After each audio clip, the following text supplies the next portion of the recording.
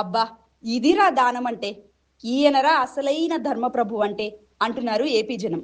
ప్రజలంతా కష్టాల్లో ఉన్న టైంలో మానవత్వం చాటుకున్నాడు పెట్రోల్ బంక్ యజమాని.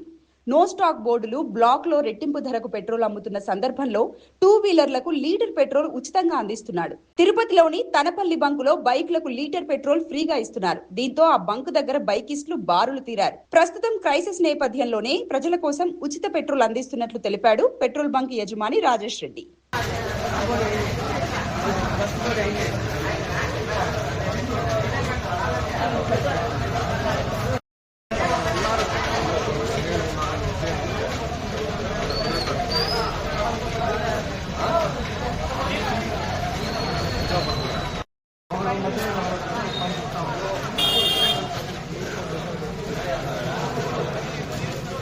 Evet.